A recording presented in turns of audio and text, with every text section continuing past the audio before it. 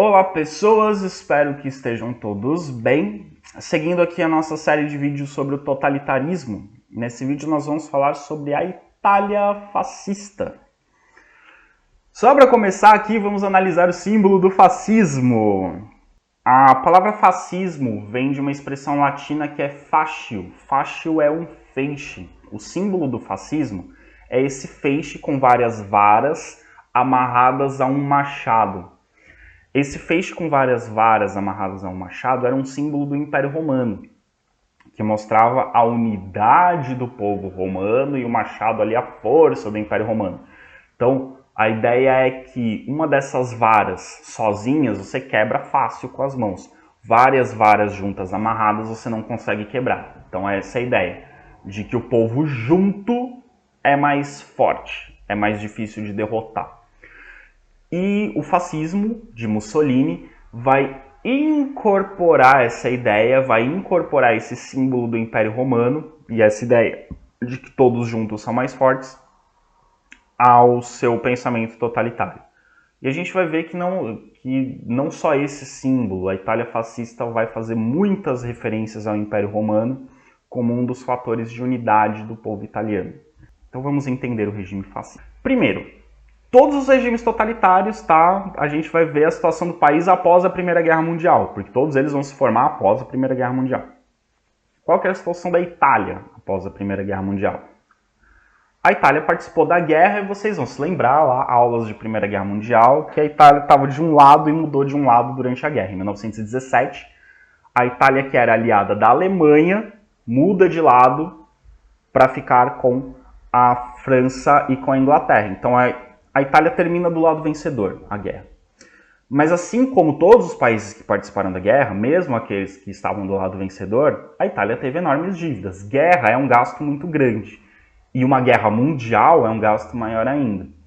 Então todos os países estavam muito endividados, com a Itália não era diferente. Todos os países tiveram uma grande inflação, aumento dos preços, principalmente dos alimentos. Com a Itália não foi diferente. Todos os países estavam com a sua indústria e com a sua agricultura arrasadas, então tiveram uma diminuição na produção agrícola e na produção industrial. Com a Itália não foi diferente. Todos os países que participaram da guerra na Europa tiveram grandes índices de desemprego, diminuição de salários. Com a Itália não foi diferente. E toda essa situação leva o povo a se revoltar, leva o povo a protestar contra o governo italiano. Então toda essa situação de miséria, de calamidade que o país vive, faz com que o povo exija melhorias. Então o povo vai atrás do governo italiano e fala, e aí? Né? Participaram da guerra para melhorar a nossa situação e nossa situação está ruim. E aí? O que vocês vão fazer? Não esqueçam, pessoal, que nessa época a Itália era uma monarquia constitucional. Então a Itália tinha um rei que governava, mas tinha um parlamento e esse parlamento escolhia um primeiro-ministro. Indicava um primeiro-ministro e o rei confirmava esse primeiro-ministro. Então a Itália era uma monarquia constitucional. Um modelo semelhante ao que a gente vê na Inglaterra hoje. Além disso, tem um ponto que é o seguinte, e isso é uma das coisas que vai explicar a participação da Itália na Segunda Guerra Mundial. Então, prestem atenção também nessas aulas de regimes totalitários, os indícios que vão aparecendo de que esses países vão querer entrar em guerra daqui a pouco. E isso tem a ver com a Segunda Guerra Mundial. A Itália mudou de lado, né, porque a Inglaterra e a França ofereceram para a Itália colônias na África. Você entrou na guerra porque você quer colônias? Se a gente te der colônias, você vem para o nosso lado? A Itália falou, beleza, o que eu quero é colônias, então eu vou para o lado que vai me dar colônias. Só que terminou a guerra e as compensações econômicas, as recompensas e as colônias que a Itália queria não vieram. Né? Os acordos entre os países vencedores acabaram não dando à Itália o que a Itália reivindicava durante a guerra. Porque assim, a Itália entrou para conseguir colônias, aí nos acordos, nas negociações, a Itália abriu mão de ter essas colônias. Então, os nacionalistas italianos, e vocês lembram que o nacionalismo era um sentimento muito forte que vinha do século XIX, que vai atuar durante a Primeira Guerra Mundial, os nacionalistas italianos começam a acusar o governo, que era um governo democrático, porque tinha um rei, mas tinha um parlamento eleito, eles começam a acusar o governo democrático de ser um governo fraco, porque o governo aceitou abrir mão das recompensas que ele teria nas negociações. Então é um governo fraco, um governo frouxo, um governo que não representa os italianos. A Itália precisa de um governo forte, um governo que se imponha, um governo que bata no peito, chute a porta e fale: eu quero as minhas recompensas. Então os nacionalistas vão criticar o governo democrático, porque o governo democrático foi fraco. E aí surge uma expressão na Itália que é a vitória mutilada. O que é a vitória mutilada?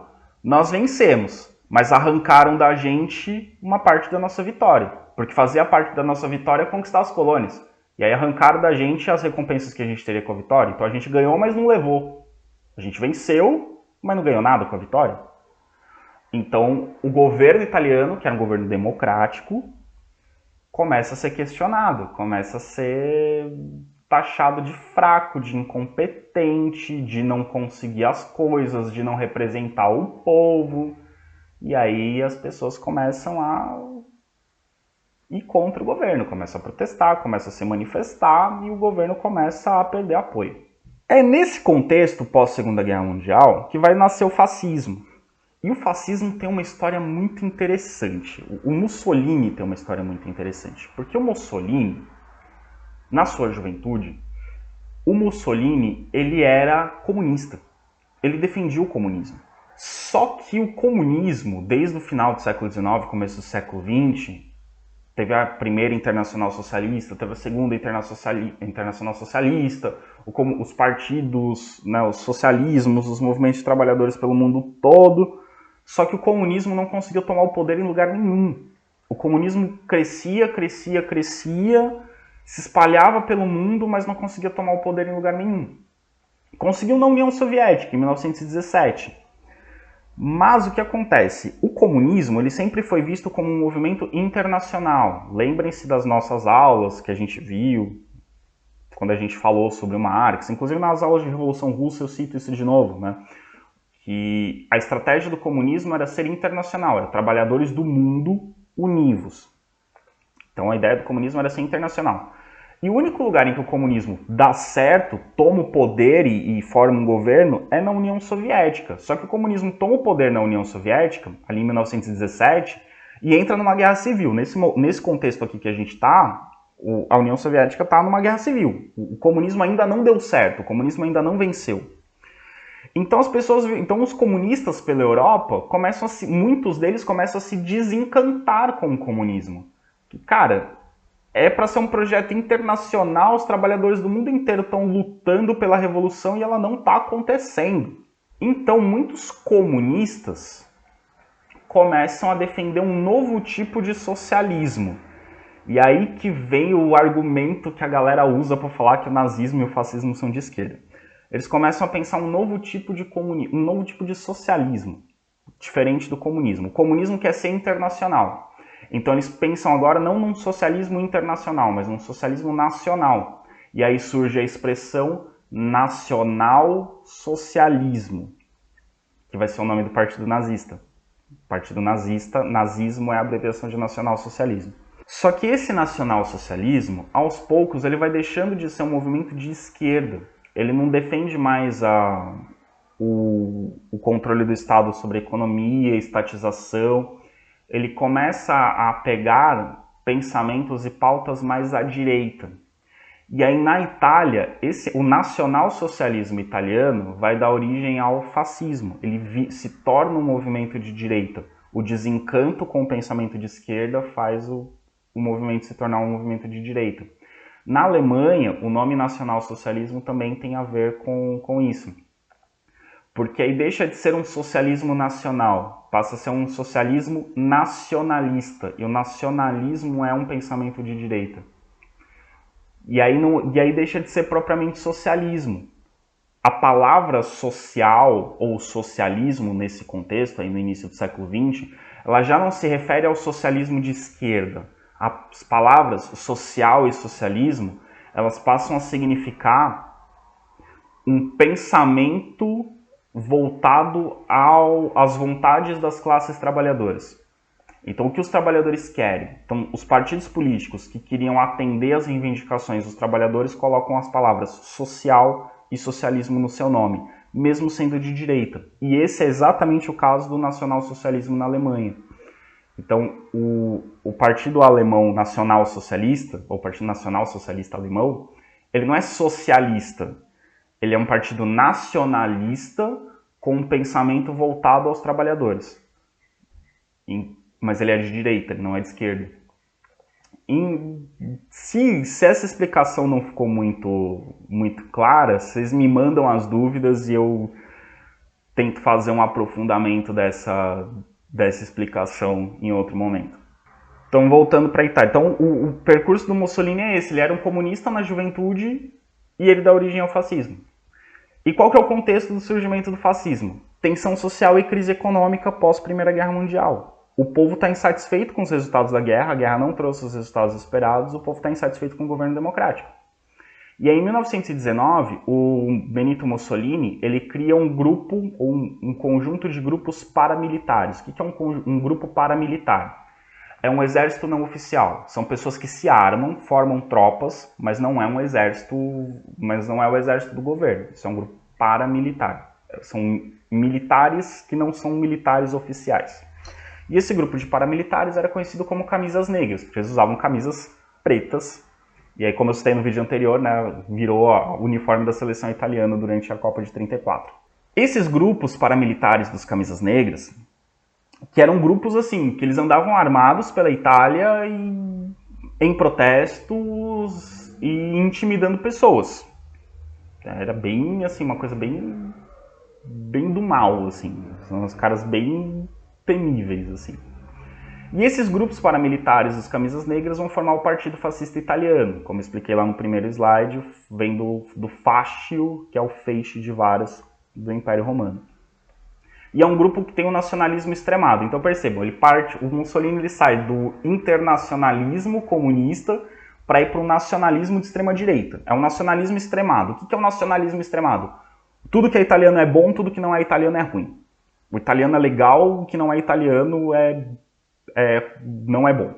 Então é nacionalismo extremado. Defender a nação italiana, aquilo que é italiano com unhas e dentes, e atacar e odiar o que é de fora. E o Partido Fascista Italiano, ele vai ter uma habilidade de canalizar as insatisfações sociais e os anseios populares. Então eles vão pegar tudo aquilo que o povo está reclamando do sistema democrático. Então vamos ser contra a democracia. O povo está reclamando da crise econômica. Vamos propor mudanças na economia para melhorar a situação do povo. O povo está reclamando da miséria. Vamos propor acabar com a miséria. E o Partido Fascista vai dizer assim, olha, tudo isso que vocês estão pedindo, nós temos a solução.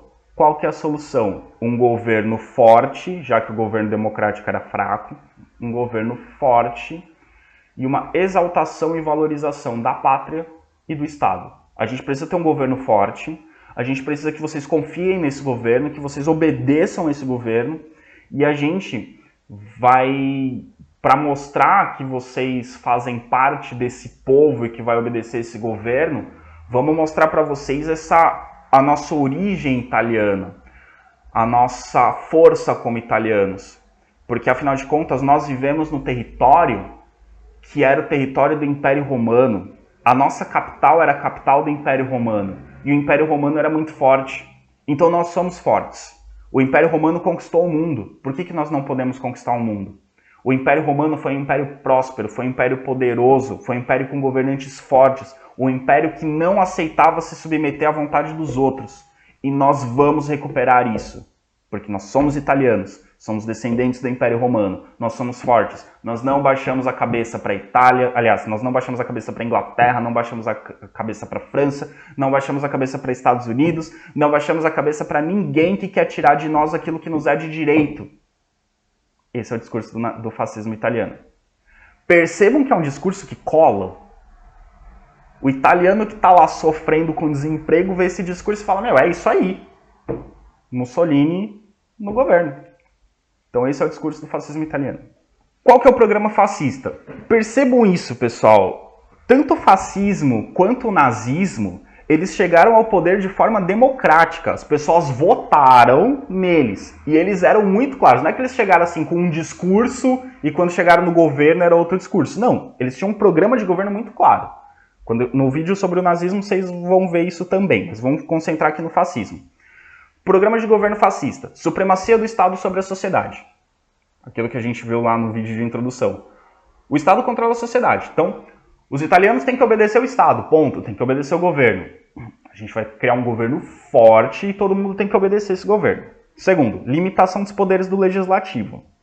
Percebam, o poder legislativo é escolhido democraticamente, mas você tem que ter um governo forte que não divida tanto poder com o legislativo. Então o legislativo tem que ter menos poder, o legislativo tem que se submeter ao poder central.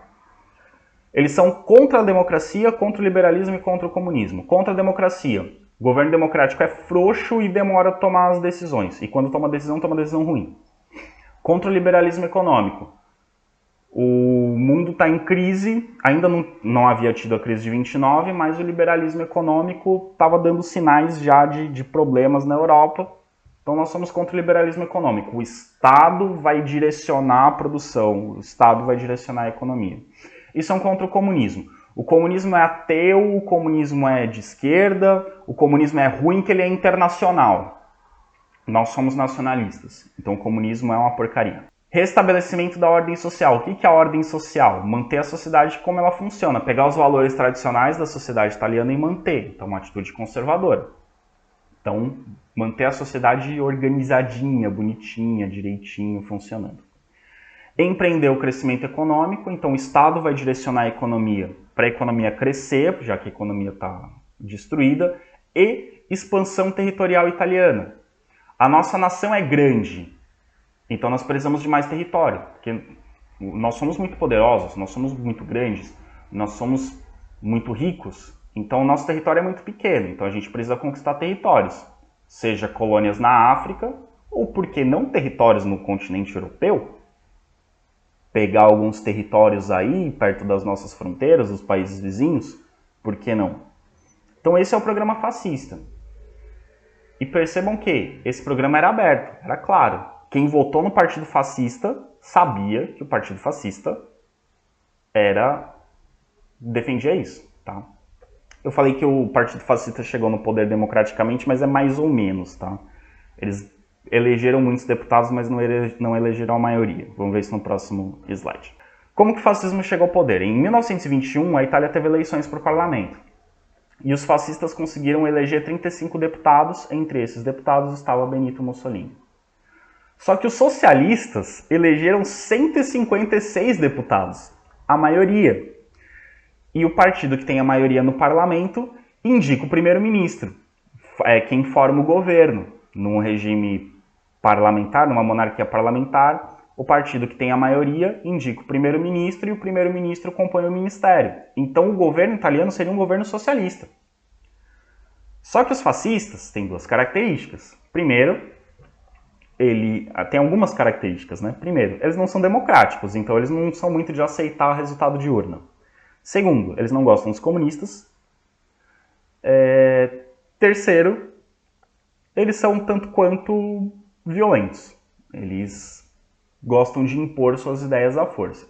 Então, no ano de 1922, para evitar que o governo italiano se constituísse um governo socialista, os camisas negras fazem a marcha sobre Roma. Então, com o apoio da burguesia italiana, que tinha medo do socialismo, porque os socialistas começam a estatizar as coisas na Itália, a burguesia ia perder suas propriedades. Então, com o apoio da burguesia italiana, e a parte mais industrializada da Itália é o norte da Itália. Cidades como Turim, Milão, que ficam no norte da Itália, são as partes mais industrializadas, portanto é onde a burguesia é mais forte. Não à toa, a marcha sobre Roma parte do norte da Itália. Então você tem lá os grupos paramilitares de camisas negras, e de pessoas ligadas ao Partido Fascista, e de pessoas que não gostavam dos socialistas, e de pessoas que queriam um governo mais forte. Essas pessoas partem do norte da Itália, armadas, em direção a Roma, e começam a ocupar pelo caminho. Ocupam estações de trem, ocupam postos de correio, ocupam prefeituras, começam a tomar esses lugares. Até que esse grupo dos camisas negras chega a Roma. Quando eles chegam em Roma, aí o grupo dos camisas negras, bem no centro da imagem está o Mussolini, tá? Esse cara meio careca, que é careca só da metade da cabeça para frente, é o Mussolini. Deixa eu circular ele aqui para vocês. Aqui está o Mussolini com seus camisas negras em volta. Então percebam que é uma coisa assim, é uma coisa meio exército mesmo. Lá, camisas negras, as pessoas em volta fazendo a saudação, né? Essa saudação com a mão estendida era uma saudação do Império Romano, era a saudação que se fazia aos imperadores, né? O que vocês já devem ter ouvido falar do tal do Ave César. Ave César quer dizer, né, salve César, né? Reverências a César. César é o imperador. Então se estendia a mão. Então os fascistas usavam essa saudação para Mussolini, que era o grande líder do fascismo. E aí, chegando em Roma, Mussolini faz um discurso inflamado, convocando o povo a não aceitar esse absurdo que está se fazendo, porque esse governo democrático vai ser prejudicial, porque a Itália vai continuar em crise, porque os problemas não vão ser resolvidos, porque a solução tem que ser outra. Enfim, com os camisas negras tomando vários postos ao longo do país e entrando em Roma, e com grande apoio popular e com grande apoio da burguesia, que é quem tem o direito, o rei italiano, Vítor Emanuel III, apesar da maioria dos deputados ser socialista, e quando a maioria dos deputados é de um partido, o primeiro-ministro tem que ser desse partido, Vítor Emanuel III nomeou como primeiro-ministro Mussolini. Então vejam, a não aceitação do resultado nas urnas e essa pressão violenta do partido e do poder econômico, a burguesia, fez com que Mussolini fosse nomeado primeiro-ministro e não um socialista, já que os socialistas eram maioria. E aí, para se perpetuar no poder, são convocadas novas eleições, e essas novas eleições contam com fraudes eleitorais, leis duvidosas e violência por parte dos camisas negras. Isso vai fazendo com que, pela Itália, as prefeituras, os outros cargos políticos vão sendo aos poucos ocupados por apoiadores de Mussolini. Até que em 1925, Mussolini se transforma em ditador. A Itália não é mais governada por um rei, não é mais uma monarquia constitucional que tem um rei, que tem um parlamento, que tem um primeiro-ministro. Mussolini se torna um ditador a partir de 1925. Então, assim, os fascistas conseguiram eleger deputados, então eles ganharam vagas entre os deputados nas eleições, mas eles não eram maioria. Eles tiveram que usar a força para assumir o governo. Então, de certa forma, eles usaram artifícios ilegais e deram uma espécie de golpe. Por mais que o rei Vítor Emanuel pudesse legalmente nomear Mussolini, o que ele fez ia contra o padrão que é escolher como primeiro-ministro o partido que tem maioria. Então, dá para se dizer que os fascistas deram um golpe na Itália. A partir do momento que Mussolini vira ditador, em 1925, agora ele tem um controle absoluto sobre a política. Então ele pode fazer o que ele quiser. Primeiras medidas dele: acabar com os partidos políticos. A ideia dos regimes totalitários. O líder está sempre certo. Ninguém pode pensar diferente. Então para que partidos políticos? Acaba com os partidos políticos.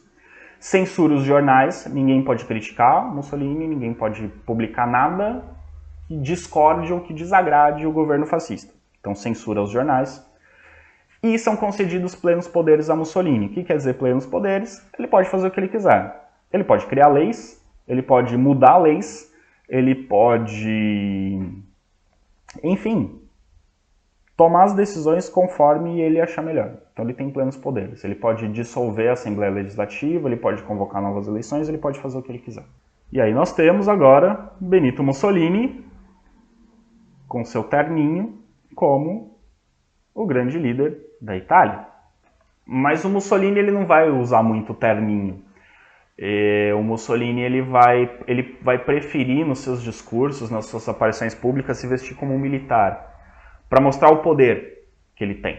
E um pouco também para se associar à imagem dos imperadores romanos. Se vocês lembrarem das nossas aulas de Império Romano, Imperator quer dizer general, então os imperadores romanos eram nada mais do que generais.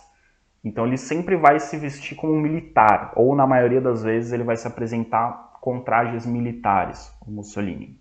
E aí, pessoal, é muito interessante os slogans, a imagem que ele vai construir. Se vocês olharem no chapéuzinho dele, tem ali o fascio, né, o símbolo do fascismo, e aí ele já está usando uma roupa militar. Ele vai ser chamado pelos italianos de Duce. Duce é um termo italiano que significa singelamente líder supremo. Então ele não é um primeiro-ministro, ele não é um presidente, ele é o líder supremo. Então ele é quem manda, não tem ninguém acima dele, ele é o líder supremo. E aí surgem os slogans, né? Mussolini não erra nunca. Então você tem que confiar no que ele fala, porque ele não erra nunca, tudo que ele diz está certo. Surgem outros slogans como Mussolini tem sempre razão. Então aí a imagem do Mussolini discursando para o povo, né? Mussolini tem sempre razão. Então você não tem que discordar dele, porque ele está sempre certo. Ele sempre vai tentar construir essa imagem dele como líder. Então percebam assim, em meio à multidão ele sobe em alguma coisa para ele ficar mais alto. Então ele sempre vai fazer os seus discursos de um palanque, de um lugar alto, para ele se colocar sempre acima das pessoas, para ele se destacar, porque ele não é qualquer um, ele é o líder supremo, ele é o Duce. E o uso da história do Império Romano, como eu citei, né? Essa foto não é uma foto aleatória, é uma foto proposital, em que ele aparece sendo fotografado próximo à estátua de um imperador romano para associar a imagem dele à imagem dos imperadores, como se ele fosse um continuador, como se ele fosse um herdeiro dos imperadores romanos, como se a Itália fascista fosse uma continuação do Império Romano. Então ele tenta fazer essa ligação entre a Itália do século XX com o Império Romano, como se fosse uma continuidade. Entre o fim do Império Romano e o início do governo fascista, teve como que um hiato ali, um problema em que a Itália teve governantes ruins, que a Itália teve problemas, que a Itália, enfim, não fez jus à sua grandeza. Mas agora o governo de Mussolini vai restaurar a grandeza que a Itália teve na época do Império Romano. Então ele vai se associar aos imperadores romanos e tentar fazer essa ligação entre a história da Itália contemporânea com o Império Romano, entre os italianos e os romanos. De novo, pessoal, a Itália contemporânea, ela não é o Império Romano. Entre o fim do Império Romano e o surgimento da Itália, por ali passaram vários povos, vários reinos, vários governos, não é uma continuidade, é outra coisa. Mas o Mussolini vai usar o Império Romano como algo no passado para servir como referência para o presente. Então não importa que os italianos não sejam propriamente descendentes dos romanos, do Império Romano. Não importa que o Mussolini não seja um herdeiro dos imperadores romanos. O que importa é que as pessoas acreditem nisso. Se as pessoas acreditarem nisso, se as pessoas comprarem a ideia, o Estado funciona. A liderança do Mussolini funciona e as pessoas vão se identificar com uma causa comum. E quem não se identifica com essa causa, quem não se identifica com essa tradição romana, com essa tradição do Império Romano, tem que ser excluído da sociedade. Então isso é o Estado totalitário. E aí o Mussolini vai ser uma figura idolatrada. Eu fiz essa comparação aí dessas duas fotos. Em cima, Mussolini diante da multidão. E embaixo, o Papa diante da multidão. Percebam que é uma estrutura bem parecida. Então, da mesma forma que o Papa é venerado pelos católicos como se fosse como um representante de Deus na Terra, Mussolini era reverenciado pelos italianos como a personificação da Itália. Então, ele é a Itália. Então, da mesma forma que eu tenho que amar a Itália, eu tenho que amar o Mussolini. E na Itália, o Mussolini também soube usar o fato de que a grande maioria dos italianos é católica. E, então ele soube direcionar, então ele soube se apropriar do catolicismo e associar o catolicismo ao fascismo. Então, os italianos não são só descendentes do Império Romano, os italianos são católicos. E ele soube usar isso. A Igreja Católica apoiou o Mussolini? Não. Mas o Mussolini soube usar da diplomacia para que a Igreja Católica não batesse de frente com ele. Então ele fez coisas que beneficiaram a Igreja Católica. Não que assim, a Igreja Católica não passou a apoiá-lo por causa disso. Mas a Igreja Católica via nele um governante que, pelo menos a princípio, não oferecia problemas. E pelo contrário, ele até era bastante solícito com a Igreja Católica. Mas disso a gente vai falar um pouco melhor depois. Pois bem, mas apesar de tudo isso, né, desse lado de a grandeza do povo alemão, ele precisa controlar. As pessoas não concordam com tudo que ele faz. Então ele vai utilizar-se do autoritarismo, que é uma característica dos regimes totalitários. Então ele proíbe greves. Trabalhadores, não precisa de greve. O governo é bom. Vai protestar para quê? Não precisa de greve. Os sindicatos que existiam na Itália são substituídos por outro tipo de corporação. Eram corporações que reuniam trabalhadores e patrões. E quem liderava essas corporações eram delegados nomeados por Mussolini. Então você não tem mais o sindicato, você tem uma associação que reúne representantes dos trabalhadores e representantes dos patrões. Lembrem-se que Mussolini marcha sobre Roma com apoio da burguesia. Então ele tem um apoio da burguesia e ele beneficia a burguesia. Então a corporação não é de trabalhadores, ela tem representantes da burguesia e representantes dos trabalhadores, e quem lidera é um representante nomeado por Mussolini. Então é um órgão do governo que atende aos interesses do governo e da burguesia. Os trabalhadores ali têm que se submeter ao que esse órgão estabelece. Proíbe os partidos políticos, porque não precisa de partido político, o líder supremo já está no poder, não precisa de outros partidos. E perseguição violenta aos opositores. Você é contra o regime político, você é contra o Mussolini, portanto você é contra a Itália. Se você é contra a Itália, você é um traidor. Se você é um traidor, você tem que no mínimo apanhar, você tem que no mínimo levar uma surra. Se você for um traidor, muito traidor, aí morte. Então você tem uma perseguição violenta aos opositores. Só que o Mussolini é autoritário, o Mussolini é violento, o Mussolini persegue opositores, o Mussolini acabou com sindicatos, o Mussolini isso, o Mussolini aquilo. Pera. Primeiro que a imprensa não está noticiando nada disso, porque a imprensa não pode se manifestar, porque tem censura. Segundo, o Mussolini vai construir uma imagem de um cara legal.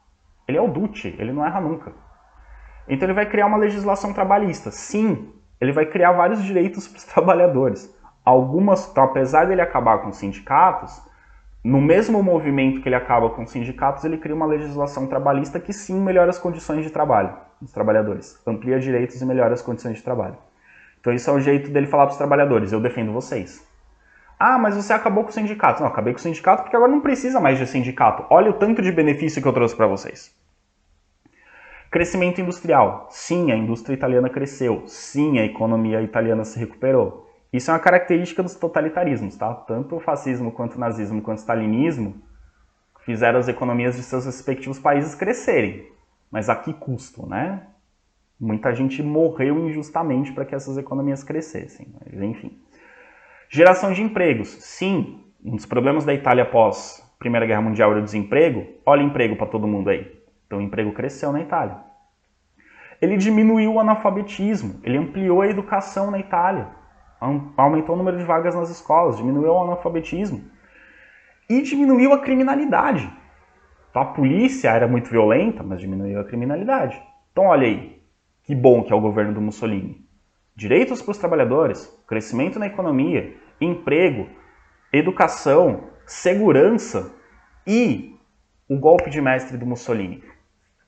Quando a Itália se unificou, em 1861, os grupos, né, que unificaram a Itália reivindicaram a cidade de Roma como capital da Itália e tomaram terras que pertenciam à Igreja Católica. O Papa, na época, ali no final do século XIX, se declarou então um prisioneiro na cidade de Roma, porque ele considerou que Roma foi invadida, Roma era da Igreja Católica, Roma foi invadida pelos italianos, Roma foi invadida, e ao os italianos proclamarem Roma como capital da Itália, o Papa se considerou um prisioneiro, então estou preso em Roma. E a partir de então, todos os papas, quando eram eleitos, eles iam para Roma e não saíam de Roma, eles ficavam em Roma. mantendo essa ideia de que eles eram prisioneiros, então eles não faziam viagens para visitar outros países, não, eles ficavam presos em Roma. Mas isso muito mais como uma forma de protesto da Igreja Católica contra isso que a Igreja considerava um roubo de suas terras, do que propriamente o governo italiano ter prendido o Papa. O governo italiano não estava nem aí para a Igreja Católica. Só que isso gerou uma situação na Itália, porque os italianos eram italianos, tinham orgulho de ser italianos, mas os italianos também são muito católicos, muito devotos. Então isso gerava uma contradição entre o governo democrático italiano que se estabeleceu e os italianos católicos. Então muitos italianos não gostavam dos governos que tinham na Itália justamente por isso, por conta desse problema criado com a Igreja Católica. O que o Mussolini fez? O Mussolini resolveu o problema com a Igreja Católica. Ele chegou para o Papa e falou, vamos negociar a situação.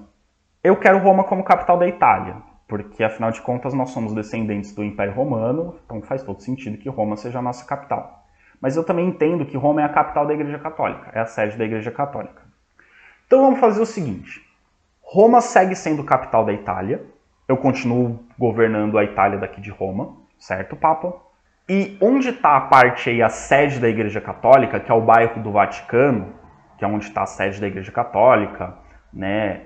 A Praça de São Pedro, a Basílica de São Pedro, onde está ali as coisas da Igreja Católica, esse pedaço da Igreja Católica eu vou reconhecer como um Estado autônomo. Então a gente vai criar o Estado do Vaticano. A Igreja Católica vai ter um Estado próprio, que é o território do Vaticano. Então esse território é um território independente. Eu não governo esse território. Quem governa esse território é a Igreja Católica. Então, através de um acordo do Mussolini com a Igreja Católica, surge o Estado do Vaticano. É claro que a Igreja Católica aceitou. Para a Igreja Católica era o acordo ideal.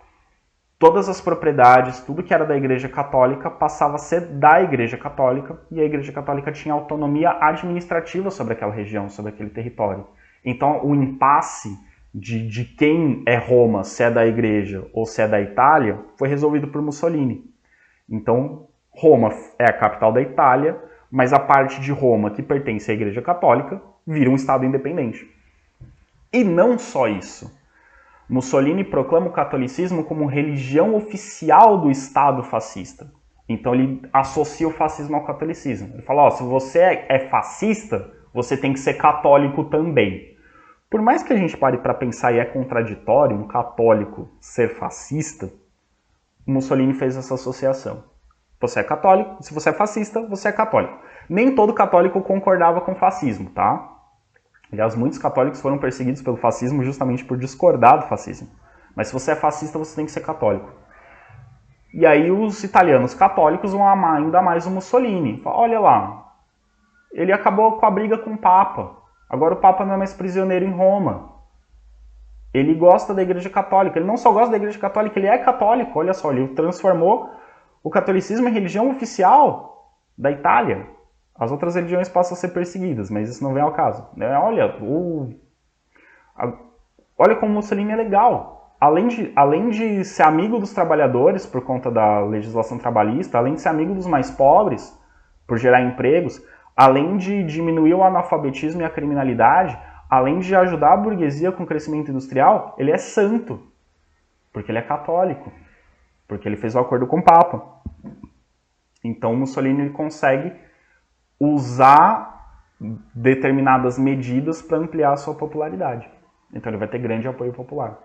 Enfim, pessoal, esse é o contexto do fascismo, né? Quando a gente entrar em Segunda Guerra Mundial, a gente vai acabar falando um pouco mais do fascismo, do nazismo, do stalinismo, mas essas são as características do fascismo.